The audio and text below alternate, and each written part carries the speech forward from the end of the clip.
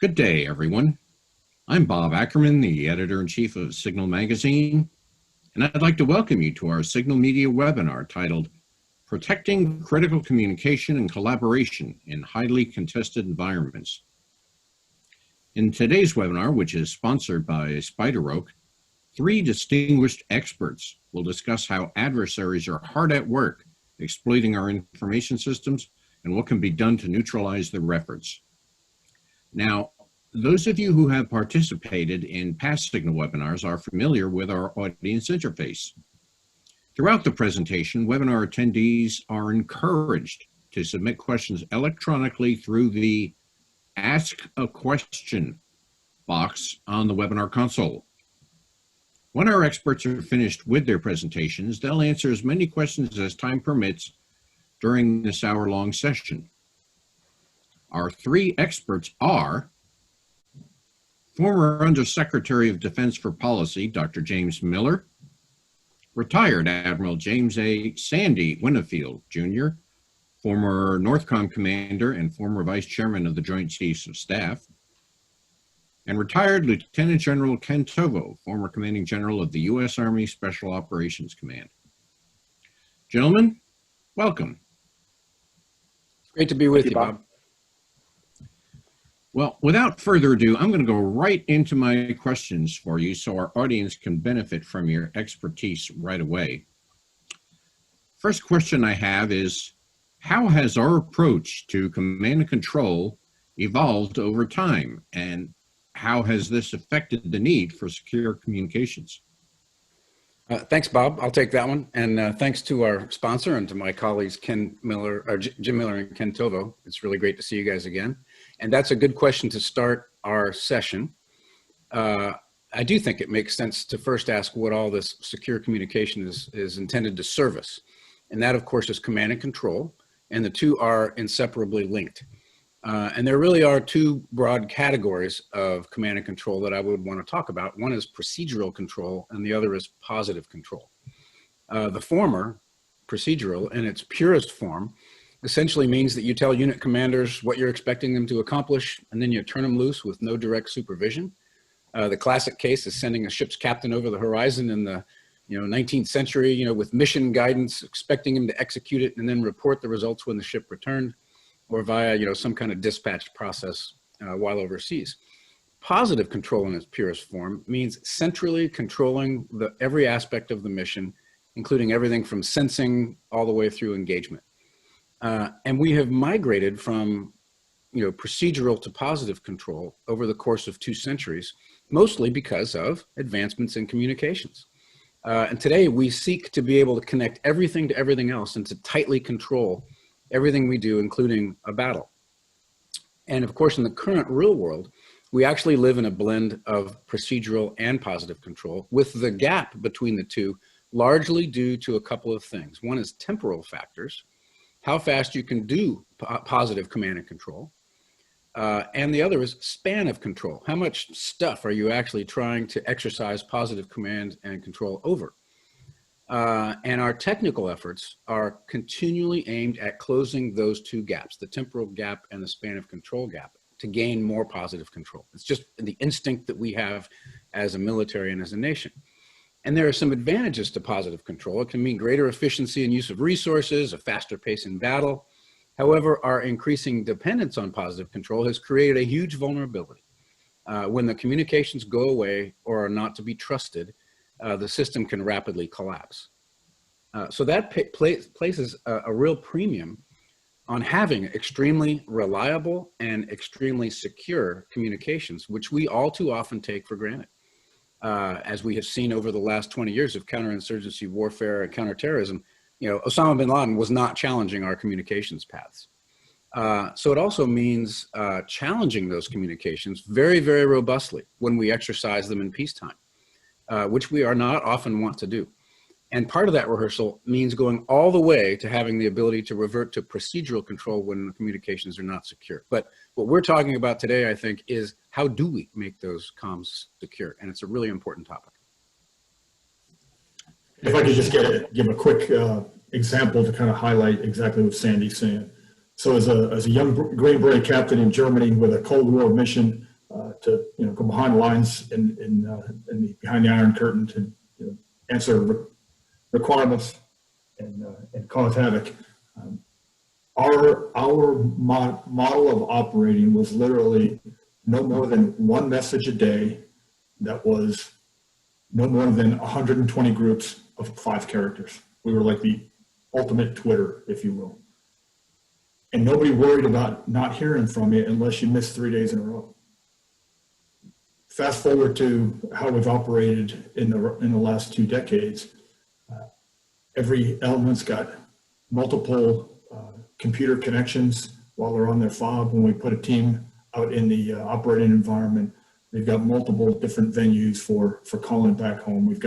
We have and expect constant communication between the command level and the tactical level. And so, as Sandy indicates, that's create a proliferation of systems on the network, which are both a help and hindrance, a vulnerability, if you will. But it's also created a culture and expectation of how we will operate, both in the leadership, but also in the subordinates. Okay. Bob, if I could pile in just very quickly, I want to add a dimension to this, to Sandy's and Ken's terrific comments, and that is that advances in blue technology and US technology allow the 10,000-mile screwdriver. Advances in red technology, counter command and control, cyber, counter space, et cetera, EW, make long range and sometimes even shorter range comms much more difficult. And then operating at network speed gives advantage to the side that delegates. It generally gives advantage to the offense. And as we move towards more autonomous systems, that mix of procedural and positive control is going to have to change in some interesting ways that I hope we'll get to. Okay, thank you, Jim. But in talking about the future operating environment, let's set the ground rules here. What do you think is going to be the nature of the future operating environment? Yeah, let me go ahead and start with that, I guess. First of all, I think it's important to acknowledge that for the last 20 years, with our experience in the Middle East, we have largely been only contested in one domain, and that is the land domain. Nothing against all those who fought. I was one of them. It was a significant conflict. We lost plenty of people. We had significant casualties. Excuse me. But the reality is, it was against an adversary who could only really confront us in that single domain. And as we call it the future operating environment, but the future is now in this area. We are faced with adversaries who are in competition with us that could expand into conflict, and they're able to contest us in every domain: maritime, air, space, cyber, land, etc. And so I think it really, from the topic of this conversation, talks about the fact that when you realize that every aspect of what we do will be highly contested, that includes how we communicate, how we move in information and intelligence around the operating environment. That the only thing that interrupted our comms for the last 20 years was the environment. Sunspots, the ghosts in the machine that are inherent in cyber communications, and every now and then a fiber optic cable getting cut by some kind of commercial activity. True statement, and it put us down for quite a bit of time in the Middle East. But that was the only really contested aspect of our communications domain. From the future, from now going forward, we can expect that we've got adversaries who will be trying to tap into our fiber optic cables undersea, who will be jamming us and intercepting us in the electromagnetic spectrum. They'll be interfering with our ability to use space-based assets. And as we watched in the recent SolarWinds exploit, they'll be in our cyber infrastructure, mining for intelligence and creating havoc. Let me pile into Ken's excellent points there. And that is that China and Russia have changed doctrine. They've reorganized their militaries. They've watched very closely how the U.S. operated, starting in particular with Desert Storm, and for the 30 plus years, or 30 or so years since. They understand that the first fight and possibly the decisive fight is going to be in cyberspace they understand that the first and probably decisive fight is going to be in the cyber domain, space domain, electromagnetic, and information domain. This is where great power conflict will start, and it may be where it's ultimately decided before major conflict gets to the other domains in any significant way. And if it's okay, I'd like to add a couple of things because it's a really important question about the future operating environment to layer on top of Jim and Ken's points.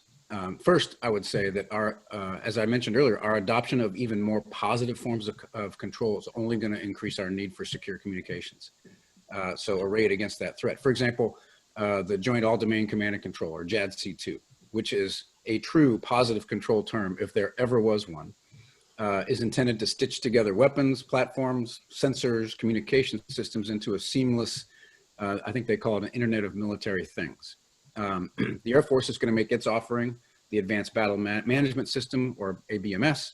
The Navy is going to participate using Project Overmatch, and the Army is going to use Project Convergence, which, classic, service, diversion, wanting to do it their own way. I think there's an effort, of course, to try to lasso everybody back together. I think the Air Force probably has the strongest case there to be the technical background of ABMS.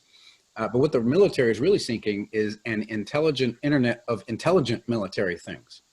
And that's really, really important because that brings me to a second point, which is we're going to be working on greater incorporation, hopefully in an ethical and legal way, of course, of artificial intelligence into military systems. And regardless of whether we're talking about the branch of AI called machine learning or the branch of AI called expert systems, doesn't matter. Wherever the application of AI involves off-platform interaction, secure communications are absolutely critical to that. If you don't have the communications, you can't use the advantages that we hopefully will gain in artificial intelligence. And then, of course, 5G is going to find its way into future military communications. That's going to be a very important part of the environment. Those pathways have to be secure, and it's going to have an industrial base that does not include built-in vulnerabilities in that system. And then the last thing I'd add in is in terms of the threat, which I think Ken and Jim covered really well, I try to view those in terms of the communication side and the secure side. And, the communication side really consists of, physical and electronic threats, right? You either physically destroy a satellite or an undersea cable, or you jam it electronically. And our adversaries are really, really good at all of those things. They've seen how much we depend on network warfare, and they want to take that away from us. The latter part, the secure part, means either physically or electronically breaking into the communications themselves by tapping into a line or breaking encryption or actually stealing it. And our adversaries are getting a lot better at that, depending on which communications path you're talking about, whether it's communications that require internet protocols or whether it's just an RF signal. Of course, as Jim, I think, alluded, the recent piece of Russian cyber intrusion, SolarWinds, is Exhibit A, but there are a lot of others, including, and very concerning, those that may have penetrated classified networks. And the only unclassified example I can think of that would be what we call Buckshot Yankee, which was in Afghanistan when people were using memory devices between secret nets and unclassified nets. And of course, somebody had installed malware on those devices and were able to penetrate. Obviously, we've learned a lot of lessons from that, but we have to really guard those networks carefully. Because the only thing that really matters on the unclassified ones, to me, is that so much of our logistics capability rides on the unclassified network. The rest of it rides on the high sides, but we've got to be really vigilant on those. And I'll stop there. Well, the three of you have described a rather seriously contested environment. But what is it about this future operating environment that really requires us to consider changing to this extent? Bob, let me take a swing at that and then have Sandy and Ken come in if they'd like. I'd say 4 points as we think about the era of great power competition. First is that, as Ken noted earlier, all domains are contested, not just air, land, sea, undersea, but also space, cyber, electromagnetic spectrum, and information. All of these contested. And with the space, cyber, electromagnetic, and information domains, non-kinetic effects being particularly attractive early on and potentially decisive. So that means we need C2 and Kanos for the close fight to operate inside an A2AD environment, inside the bubble, but also for global command and control. And as Sandy talked about initially, the command and control concepts and approaches that are consistent with that type of harsh environment. The second is just a foot stomp that they are inside the wire and they are inside the wireless. So we need to think about command and control in a situation where the adversary may know a lot about our plans, may know a lot about our ongoing communications, and where we may have limited trust in the communications reliability, sustainability, and indeed the data inside of the systems. Now we want to build systems that are resilient and adversary resistant to minimize that, but we're going to have to be able to deal with that problem. And that means commanders need to train and prepare for C3 where they don't trust the data and where they sometimes don't have the ability to communicate. The third, I think, is fundamentally important, and that is time compression.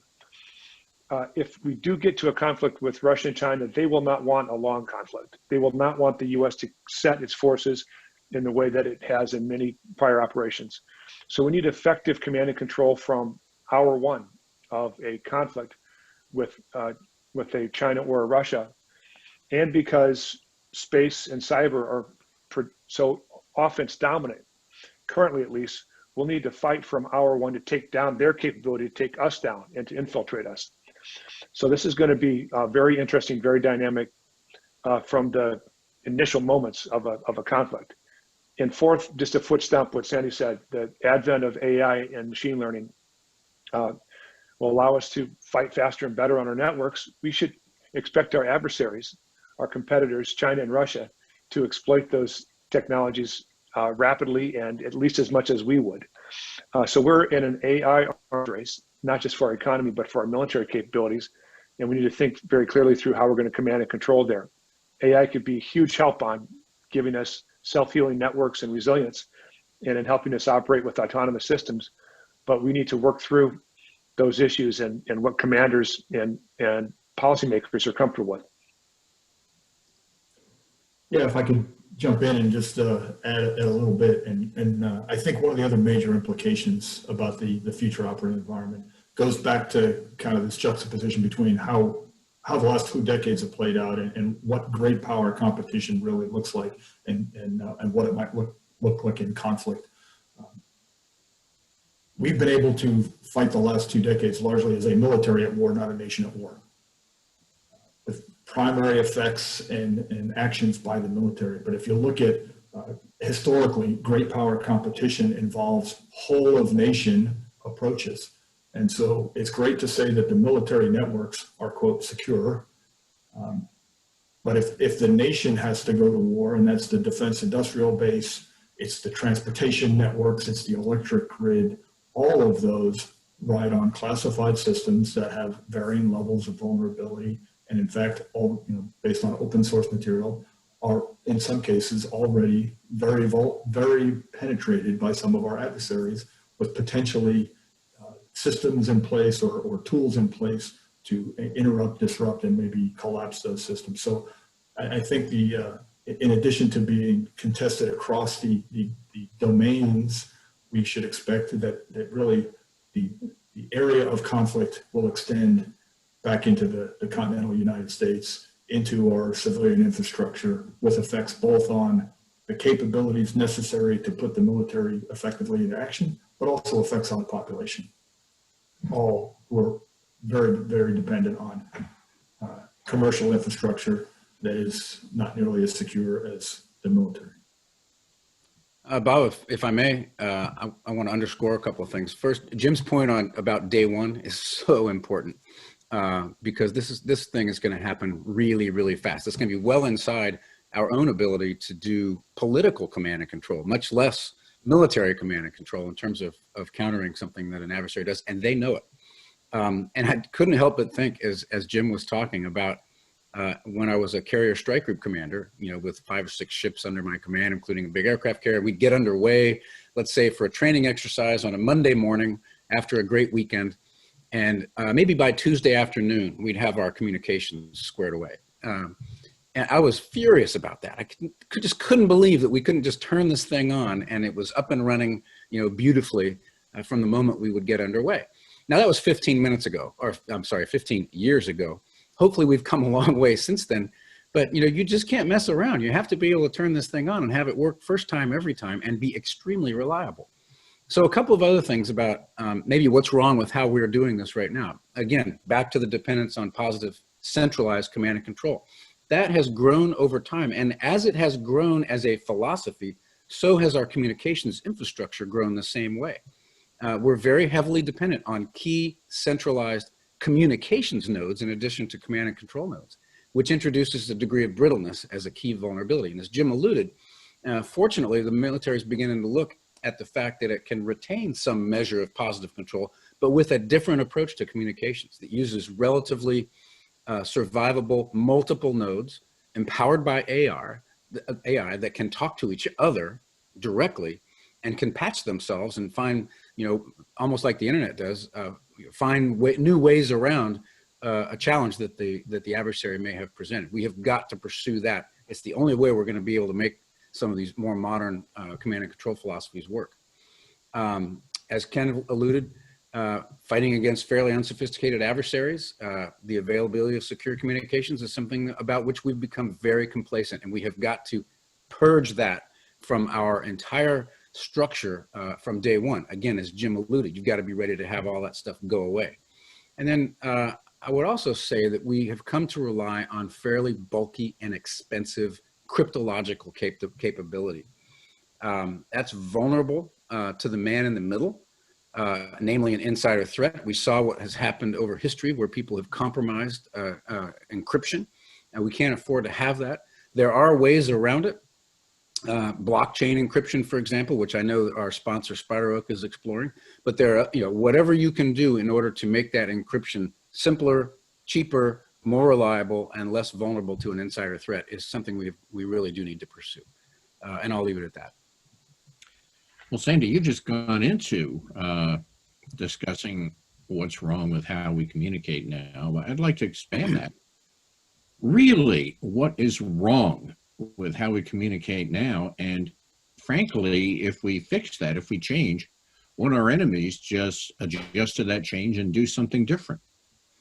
Well, first, I'd say we can't just throw up our hands, right? Like all warfare throughout history, it's sort of spy versus spy, right? From the old Mad magazine. It goes without saying that long history of warfighting is that it's always been a race to the technological or tactical advantage. And the US has led a good bit of that innovation, particularly over the last century, and it makes no sense to give up in that race. In fact, it's particularly important that we remain ahead technologically, given some of the gap closing that's occurring with our adversaries, and in particular, the rising economic and military power held by China. It's our single most important advantage, and we have to stay ahead in all of these areas, whether it's sensor technology or shooter technology, but also communications technology, because we are reliant increasingly on technology to win these fights. And we've seen in this sort of 20-year hiatus where so much of our resources have been applied to counterinsurgency and counterterrorism, which was something that needed to be done, maybe not as long as we did or as deeply as we did, but it needed to be done. But we have lost a lot of ground in that time. But we can't give up. We got to keep going. Yeah, I'd add that when you ask the question, what's wrong with how we communicate right now? One of the other, so much of what we do does ride on classified networks. Even today, whether it's the movement of the Transcom assets, the coordination with commercial carriers, supply actions, et cetera. And the things that we consider unclassified today, with the right data analytics tools, can actually be aggregated into a pretty compelling picture for our adversaries. So I think that more and more, as we see the power of data analytics applied to this vast amount of things that are collectible on the unclassed side, we'll find that more and more everything we send ought to be encrypted and protected from our adversaries so that they cannot use some of these advanced tools to create a picture of what exactly we're doing, what our capabilities are, et cetera. And that's everything from the start of the defense industrial base and when programs are being developed through the transportation network of when we're coordinating for the movement of planes, or I'm sorry, of equipment and personnel. Bob, if I could, let me just pile on and make a point that's implicit in what Sandy and Ken have been talking about. And that is that what's wrong with the way we operate today is that it's not adequate for a China or a Russia today, let alone a China or Russia in the future. And the price of that can be failed deterrence, a loss of confidence by our allies and partners, and ultimately, if push comes to shove, a failure to not just deter, but to defeat armed aggression against our allies and partners. So those are pretty high stakes. Ken mentioned earlier the additional point that we haven't focused on much in the conversation, which is we're in a gray zone competition as well, particularly in cyberspace. And if we don't succeed in that, we not only leave ourselves vulnerable to military failure, but to economic failure through IP theft and social challenges through continued disinformation campaigns. So stakes could not be higher. Gentlemen, one point that came up earlier was that a lot of our logistics information goes over unclassed networks. And that begs a need for more security and encryption. But isn't too much security and encryption a bad thing? It can be a bad thing. I have to think back to an anecdote when I was the commander of NORTHCOM and NORAD. This was back in 2010.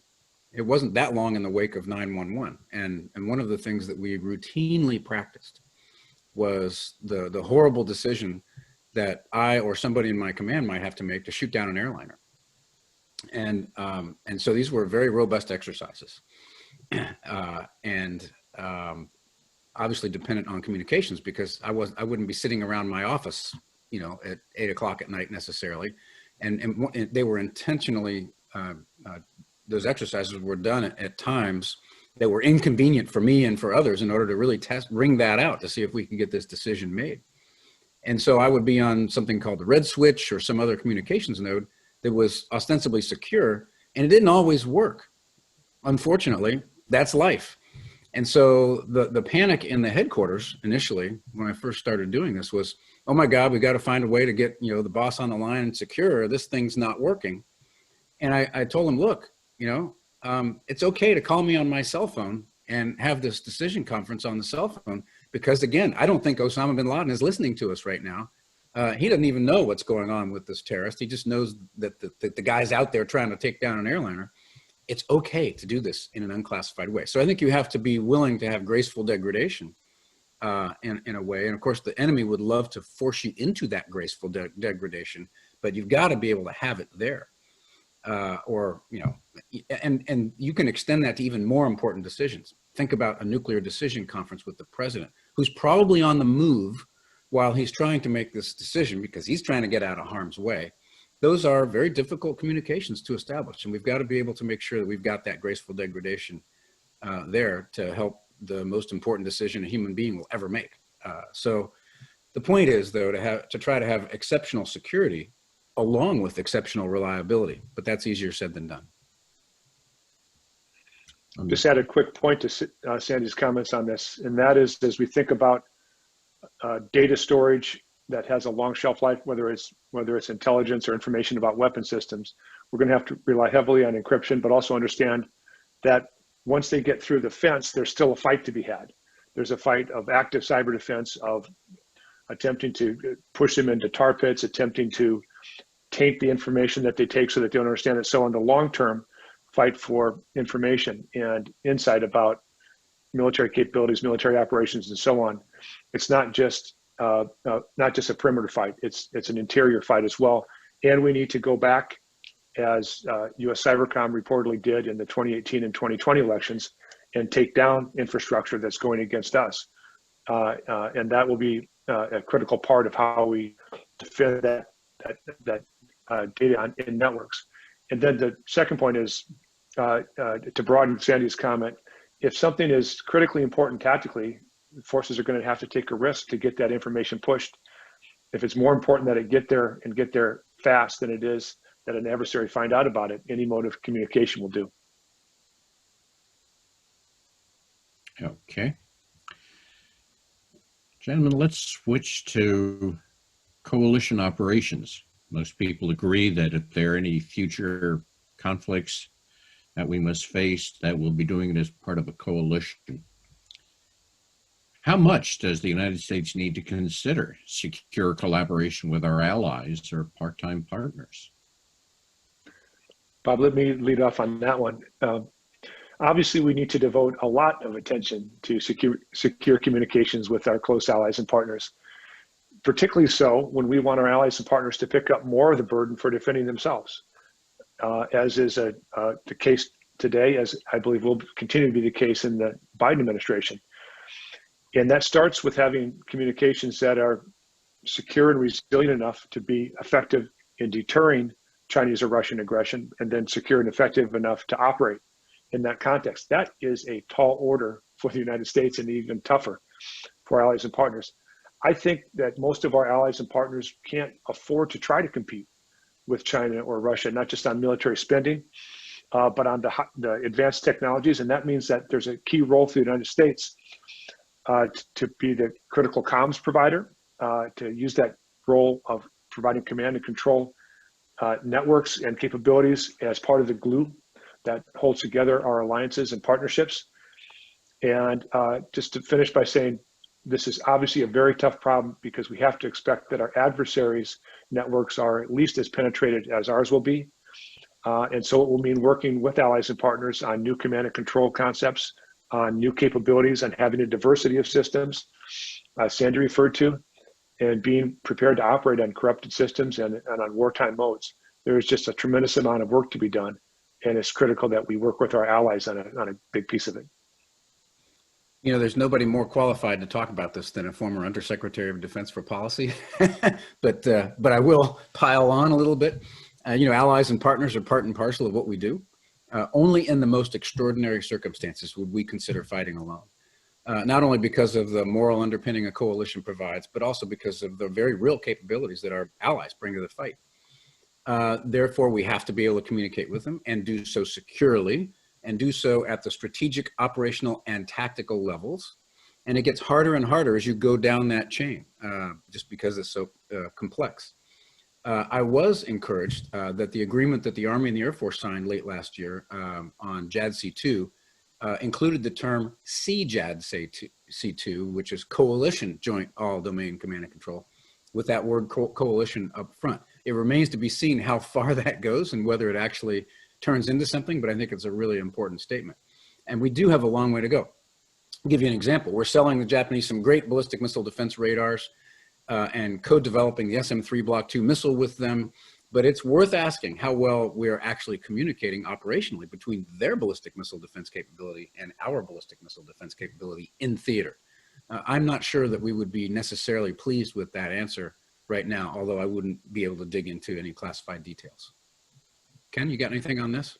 Yeah, sure. Let me just add, you know, when you go down to that tactical level, we talk a lot about allies and partners, and generally we think of our NATO allies and those other kind of partnerships that are formalized and long-term. And in those areas, there are pretty good structures for working through common communication systems, how we're going to interoperate, et cetera. But if you look at the nature of once again, historically great power competition and this idea of the gray zone, the use of proxies and partners of a more non-traditional sort is often a characteristic of it. And so I think the recent conflict in Syria is a great example of that, where we leverage a proxy force to do a large part of our fighting against ISIS. And the question is, okay, so how do I put some kind of secure communications capability in their hands between, you know, as they're operating amongst themselves, but also as we're communicating with them, in this case, largely from externally into denied environments, particularly when a lot of the systems that we might trust our traditional NATO allies with, we do not want to put in the hands of a non-traditional partner. such as a paramilitary organization. So I think we need to, as we've talked already, you got to look at the secure communications requirement, how we're going to operate everything from the strategic all the way down to the tactical, and then across the spectrum of potential collaboration, our close allies, our traditional partners, and then the non-traditional partners, and how we might field it against or in an environment where we're leveraging kind of a partner of the day, if you will.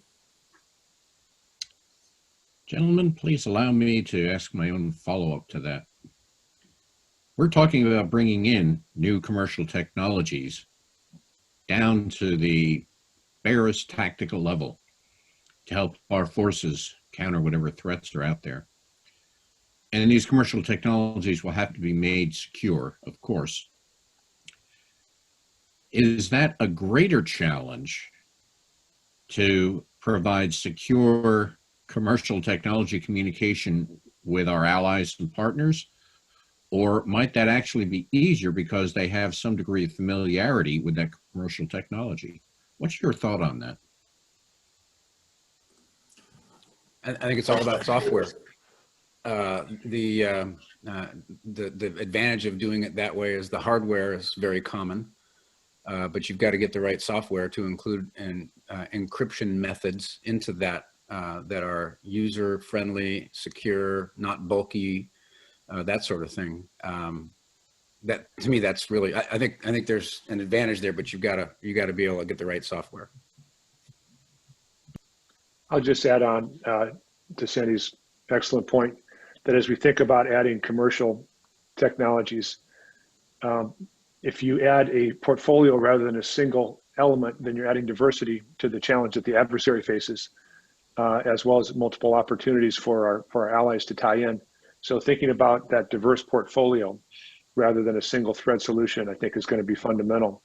And then the software updates over time are incredibly important to give the adversary a moving target, understanding that if we do them right, they reduce vulnerabilities. If we do them wrong, they open up windows and doors for the adversary to walk through. Yeah, I think we're already down this road. I mean, a lot of at the tactical level, a lot of communications devices we're using are essentially riding on iPhone or Android technology. Part of that is because it's what the troop in the field is used to using. So if you give him or her an app on their phone, it makes it easier to both train, but also for them to use. I mean, portability, everything else, but you got to figure out how to secure it. The thing about the tactical level, though, in the use of commercial technology is that generally the information's got a briefer period of how valuable it is, right? When you're talking strategic decision making, the information that's being transmitted may have applicability and importance over years or even decades, whereas at the tactical level, you're really only securing it for the period of time in which it matters, and the position of a force at a point in time and space, order to a unit to move left or right, and so the requirements change depending on what kind of information you move. Okay. Now let's take a step back and look at the threat. What do you think poses the greatest threat to communication compromise? Are we talking about foreign adversaries, insider threats, permission creep, or something else? Bob, I think the question you're asking it seems to be pointed at the security, not the continuity of communications, because you asked about compromise, right? I would point out, though, that the biggest threat to communications, I believe, at the moment is path interference, killing satellites, cutting cables, jamming radios, because that's the brute force easiest way to get it done. And we have to be ready for that. We have to be able to circumvent those paths when they go away. But for security, I think the answer depends to a certain amount on what kind of communications you're talking about. If you're talking about things like voice circuits or data links, the biggest threat is probably somebody breaking encryption or an insider threat giving it away.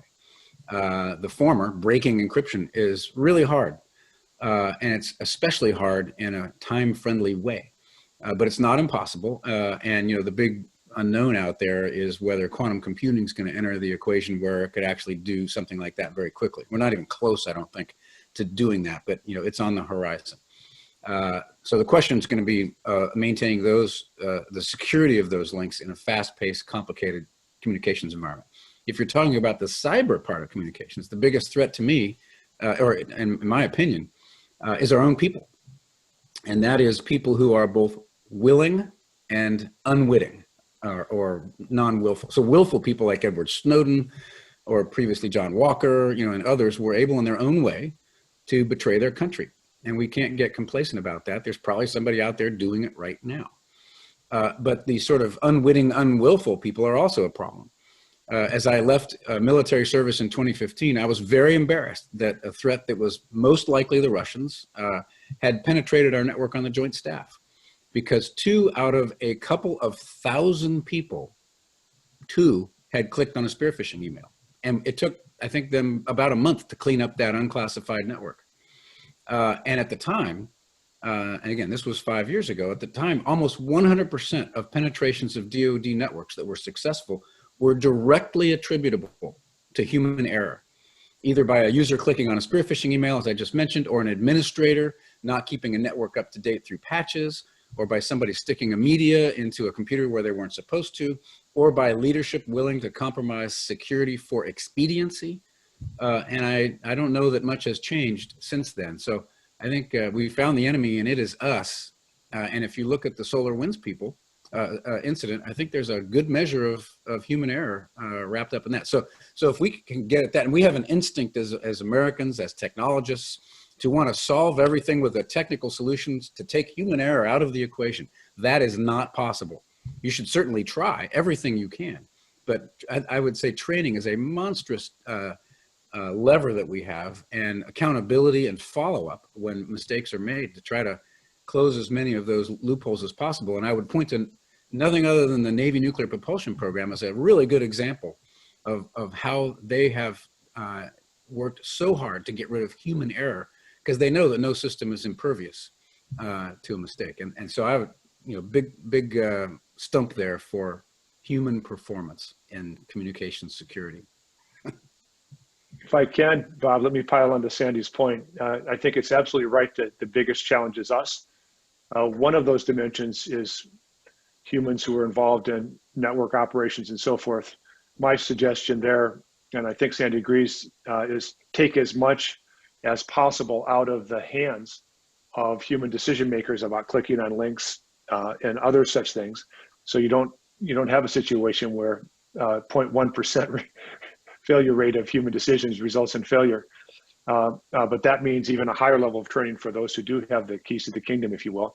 The second part is also about us, and it's acknowledging and acting on the reality that we are in, no kidding, a serious great power competition with China, both in economic sphere and political sphere and in the military sphere.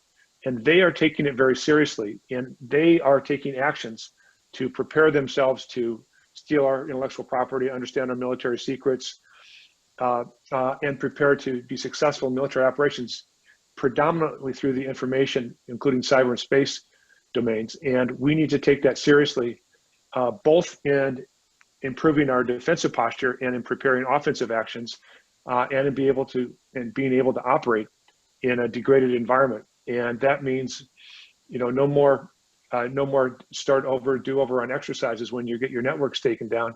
You got to learn to fight in that environment. Something that Sandy was instrumental in pushing the military forces when he was vice chairman to begin to take very seriously. Bob, it's interesting to me how we approach things like the SolarWinds thing as an attack on our nation. That's wrong. And I think my old colleague, Michael Morrell, would agree 100% with me. It's like, we're shocked that the Russians would be trying to penetrate our networks. Gee, I wonder if we're trying to do that to them. No idea. It's really, shame on us. So rather than pointing the finger of outrage at our opponents who are trying to do this to us, we really need to point the finger internally and do whatever we can, as Jim points out, both technically, but also procedurally, to protect ourselves from these things. It's low-hanging fruit. Yeah, I just to piggyback on the points that Sandy and Jim both made, and that is part of this, I think, is is really focused. If your greatest vulnerability is your person, your friendly person on using the network, we need to really focus on the training of those individuals, but it's really more mindset, right? I mean, it comes back to this idea that we are in competition with our adversaries every day. And I think from a cultural perspective, we view warfare as binary. We are at peace or we are at war. And right now, most folks in America would say we're at peace. We're at peace with the Chinese. We're at peace with the Russians, etc. But the reality is, in their mindset, they're in some level of warfare or competition that involves these kind of actions. And so our operators sitting behind their computer station need to understand that there are significant national security consequences to every click they make on the network. And so I don't think we have that mentality. And part of that's we haven't really, as a nation, mobilized the nation against this threat that we have from some of these really essentially peer adversaries. We keep calling them near peers, but the reality is they're peers in this space for sure.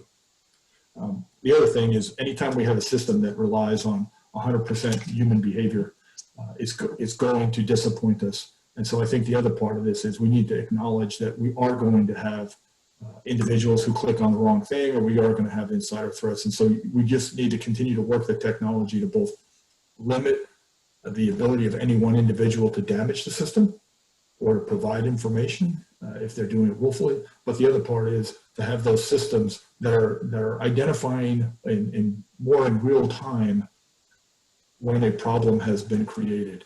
You know, we've apparently, according to the open source, we found out about SolarWinds breach some 8 to 10 months after it began. That's way too late in time. We need to figure out how to do that in a much quicker turn, and a lot of that's going to have to be a technological solution. Very good points there. Well, enough of my questions. Let's now hear what the audience thinks. And so we'll turn to taking some audience questions right now.